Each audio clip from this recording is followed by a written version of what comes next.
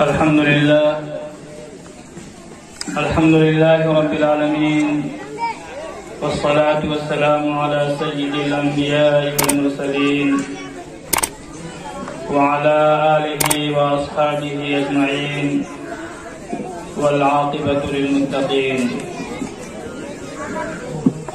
أما بعد، فقد قال النبي صلى الله عليه وسلم: خيركم من تعلم القرآن وعلمه، او كما قال النبي صلی اللہ علیہ وسلم.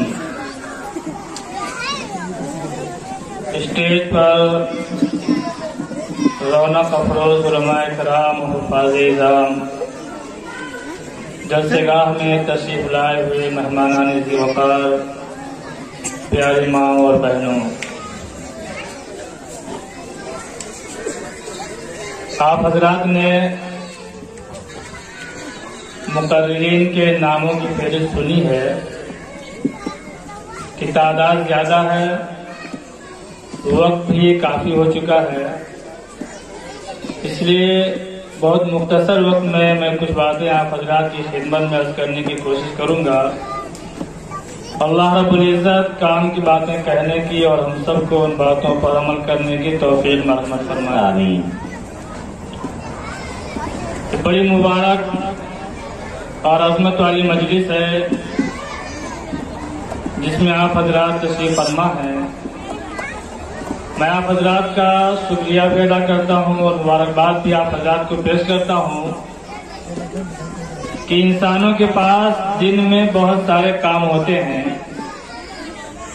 اللہ نے دن بنایا، رات بنائی. دن کو بنایا ہے کام کاج کے لیے اور رات بنائی ہے آرام کے لیے. دن میں انسانوں کے پاس بہت سارے کام ہوتے ہیں. تمام کاموں کو چھوڑ کر ایک دینی مجلس میں تشریف لانا ایک بہت بڑی بات ہے. تو آپ حضرات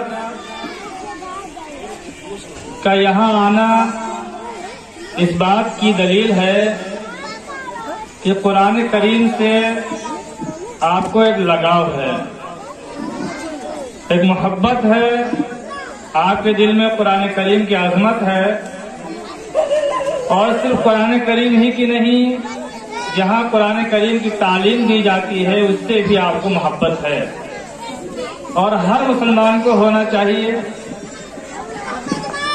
اس لیے کہ جب قرآن سے محبت ہوگی تو جہاں پر قرآن پڑھایا جا رہا ہے، قرآن سکھایا جا رہا ہے، اس جگہ سے اور قرآن سکھانے والوں اور پڑھانے والوں سے بھی محبت ضروری ہے. اس لیے کہ قرآن ایک ایسی چیز ہے کہ اگر کوئی پڑھانے والا نہ ہو، سکھانے والا نہ ہو، بتانے والا نہ ہو، اور آپ خود سے چاہیں تو نہیں پڑھ سکتے. اور قرآن کریم جو ہم تک اور آپ تک پہنچا ہے وہ اسی سلسلے کے ساتھ پہنچا ہے کہ ہر ایک نے اپنے بعد والوں کو قرآن کریم پڑھایا.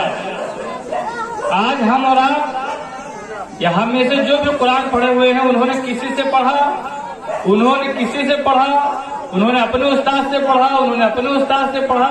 تو پڑھنے پڑھانے کا سلسلہ یہ شروع ہی سے چلا رہا ہے اور قیامت تک چلتا رہے گا. اور قرآن کریم کے پڑھنے پڑھانے کا سلسلہ آج کے زمانے میں مدرسوں میں ہوتا ہے. یہ مدرسے دین کی حفاظت کے قلعے ہیں. ان مدارس کے آباد رہنے سے، ان مدارس کے قائم رہنے سے ہمارا دین بھی محفوظ ہے، ہماری شریعت محفوظ ہے، دین پر چلنا ہمارے لیے آسان ہو رہا ہے. یہی وجہ ہے کہ جو دین کے دشمن ہیں، جو اسلام کے دشمن ہیں، شریعت کے دشمن ہیں، ان کی نگاہوں میں مدرسے بہت کھٹکتے ہیں. ان کی رات دن یہی کوشش رہتی ہے کہ کس طریقے سے مدرسوں کو ختم کر دیا جائے، کس طریقے سے مدرسوں کو بدنام کر کے لوگوں کے دلوں کے اندر نفرت پیدا کر دی جائے، تاکہ جو ایک غریب عوام مدرسوں کا تعاون کرتی ہے، امداد کرتی ہے، اور جن کے معمولی پیسوں اور تعاون سے مدرسے چل رہے ہیں، یہ مدرسے بند ہو جائیں. جب ہمیں اور آپ کو کسی سے محبت ہوتی ہے تو ہم اس کا ساتھ دیتے ہیں، اس کی مدد کرتے ہیں، اس کا تعاون کرتے ہیں، لیکن جب کسی کی نفرت ہمارے دل کے اندر پیدا ہو جائے گی تو پھر ہم اس کا ساتھ دینا چھوڑ دیں گے۔ اسی لیے ہم مسلمانوں کے دلوں میں مدرسوں کی نفرت بٹھائی جاتی ہے، علماء کی نفرت بٹھائی جاتی ہے، ان کو بدنام کرنے کی طرح طرح سے سازشیں کی جاتی ہے، اور بہت سے بھولے بھالے مسلمان ہوتے ہیں جو دشمنوں کی سازش میں کامیاب ہو جاتے ہیں اور مسلمان ہونے کے باوجود مدرسوں کو برا بھلا کہنا شروع کر دیتے ہیں، علماء کو برا بھلا کہنا شروع کر دیتے ہیں، جن کا مقصد دن رات یہی ہے کہ ہم اپنی قوم کے بچوں کو قرآن کریم کی تعلیم دیں، ان کو دین سکھائیں، دین پر چلنے کا راستہ ان کو بتلائیں۔ اس لیے ہم اور آپ کو دشمنوں کی سازش سے ہوشیار رہنے کی ضرورت ہے، اور یہ مدرسے نہ ہوتے تو قرآن کریم کا پڑھنے اور پڑھانے والا موجود نہ ہوتا۔ اس لیے ہمارے اور آپ کے لیے ضروری ہے کہ مدرسوں سے محبت ہو، مدرسے کی خدمت کرنے والوں سے محبت ہو، اور مدرسوں کا ہر موقع پر تعاون کریں، ان کا ساتھ دیں۔ اگر کوئی مدرسے کے خلاف انگلی بھی اٹھاتا ہے تو پہلے تو ہمیں سوچنا چاہیے کہ جو بات کہی جا رہی ہے اس کا پتہ لگائیں حقیقت ہے یا نہیں۔ اگر سچائی ہے، کوئی کمی ہے تو اس کمی کو دور کرنے کی کوشش کریں، یہ نہیں کہ کسی ایک کمی کو لے کر بدنام کرنا شروع کر دے اور مدرسوں کا ساتھ دینا چھوڑ دے۔ ایسا نہیں ہونا چاہیے، اس لیے کہ اس سے ہمارا دین وابستہ ہے، ہمارے قرآن وابستہ ہے، ہماری شریعت وابستہ ہے۔ انہی کے ذریعے سے ہم کو نماز پڑھنے کا طریقہ معلوم ہوتا ہے، اذان کا طریقہ معلوم ہوتا ہے۔ انہی مدرسوں سے پڑھنے والے اذان دیتے ہیں، نماز پڑھاتے ہیں، اللہ کے راستے میں انہی کی بدولت لوگ نکلتے ہیں۔ تو اس لیے یہ مدرسے بڑی اہم جگہ ہیں۔ اب آج آپ حضرات نے، آپ کو معلوم ہوگا، سنا ہوگا، اشتہار کے اندر پڑھا ہوگا، کیا 4 بچوں کا حفظ قرآن کریم مکمل ہوگا۔ یہ 4 بچے جو ابھی آپ کے سامنے قرآن کریم حفظ مکمل کریں گے، مکمل تو ہو چکا، چند آیتیں چھوڑ دی جاتی ہیں جو کسی بڑے بزرگ کے سامنے برکت کے لیے پڑھ کر کے اور دعا لی جائے، وہی عمل ہوگا۔ ان بچوں کے پیچھے پڑھانے والوں نے کتنی محنت کی ہوگی ہمارا آپ اندازہ نہیں لگا سکتے۔ ہم آپ تو آ گئے اور دیکھ لیں گے، سن لیں گے کہ 4 بچوں نے قرآن مکمل کیا، لیکن ان کے پیچھے مدرسے کے ذمہ داروں نے، ان کے استادوں نے کتنی محنت کی ہوگی اور خود ان بچوں نے کتنی محنت کی ہوگی، ہم اور آپ اس کا اندازہ نہیں لگا سکتے۔ اس لیے ہمیں پڑھانے والوں کی محبت، ان کا اکرام، ان کی عظمت کرنی چاہیے اور مدرسوں کو غنیمت سمجھنا چاہیے۔ اور آج جو اس طرح کی مجلسوں میں ہم اور آپ حاضر ہوتے ہیں، اس کا مقصد صرف یہ نہیں ہونا چاہیے کہ وہاں چلیں گے، دیکھیں گے کتنے بچوں نے قرآن مکمل کیا، کن کن حضرات کا بیان ہوا، کیسی کیسی نعتیں پڑھیں گے، سنیں گے اور چلے آئیں گے۔ اس مجلس کا خاص مقصد یہ ہونا چاہیے کہ یہاں سے ہم بھی یہ سبق لے کر کے جائیں کہ ہم بھی اپنے ایک بچے کو حافظ قرآن ضرور بنائیں۔ اگر ایسی مجلس میں آنے کے بعد آپ نے یہ وعدہ کر لیا اور یہ عہد کر لیا اور یہ عہد کر کے یہاں سے گئے کہ ہم اپنے بچوں میں سے کم ایک بچے کو حافظ قرآن ضرور بنائیں گے، تو سمجھو کہ ہمارا اس مجلس کے اندر اور اس پروگرام کے اندر آنا جو ہے کامیاب ہوگا، ورنہ آئیں گے اور چلے جائیں گے کوئی فائدہ نہیں ہوگا۔ اس لیے بہت سارے لوگ صاحب اولاد ہیں، ہو سکتا ہے کچھ لوگوں کی اولاد بڑی ہو گئی ہو لیکن ان کے پوتے ہو، تو اپنی اولاد کو، چاہے وہ بیٹا ہو آپ کا، پوتا ہو آپ کا، قرآن کریم کی تعلیم اور دین کی تعلیم تو دلانا ہی دلانا ہے، لیکن حافظ قرآن بنانا ہے۔ آج لوگ اپنے بچوں کو مدرسوں میں بھیجنے کے بجائے اسکولوں میں اور انگریزی تعلیم کے لیے بڑی کوشش کرتے ہیں اور وہاں بھیجتے ہیں۔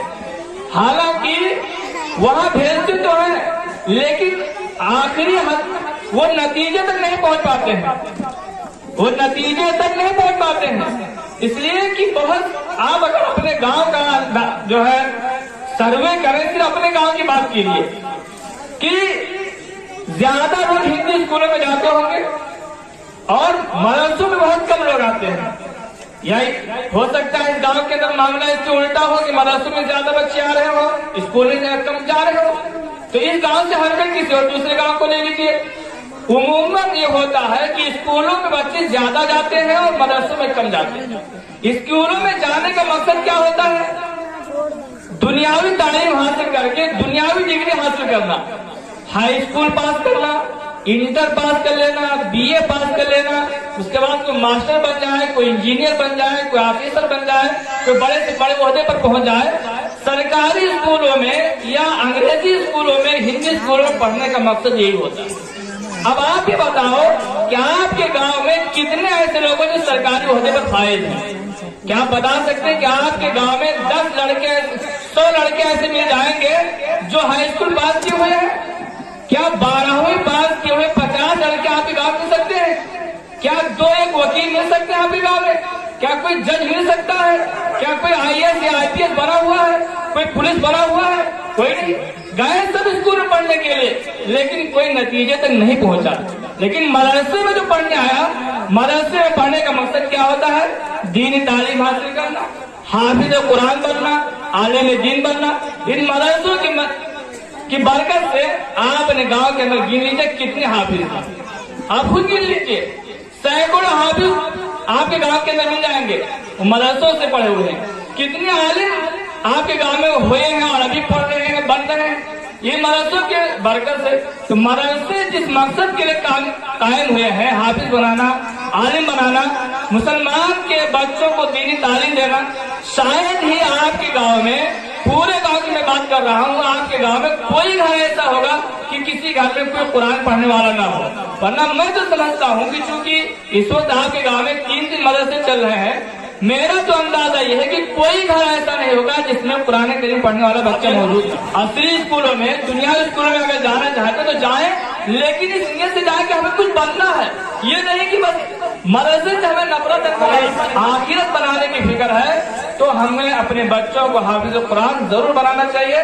ورنہ دنیا چند دن کی ہے، یہ دنیا کٹ جائے گی کیسے بھی، آسانی کے ساتھ، پریشانی کے ساتھ، مصیبت کے ساتھ، آرام کے ساتھ، چاہے جسے یہ دنیا تو ختم ہو جائے گی، لیکن آخرت کی زندگی جو ہمیشہ ہمیشہ رہنے والی ہے، جہاں 2 ہی ٹھکانے ہیں، جنت ہے، دوزخ ہے، وہاں کی زندگی ہمیشہ ہمیشہ رہے گی۔ اس لیے اگر ہم اپنے بچے کو حافظ قرآن بنا دیں گے تو یہی بچہ ہمارے لے کر قیامت کے دن جہنم سے بچانے والا اور جنت کے اندر لے جانے والا بن جائے گا، اور ہماری آخرت اور ہمیشہ والی زندگی کامیاب ہو جائے گی۔ اللہ رب العزت ہم سب کو کہنے سننے سے عمل کی توفیق مرحمت فرمائے۔ وآخر دعوانا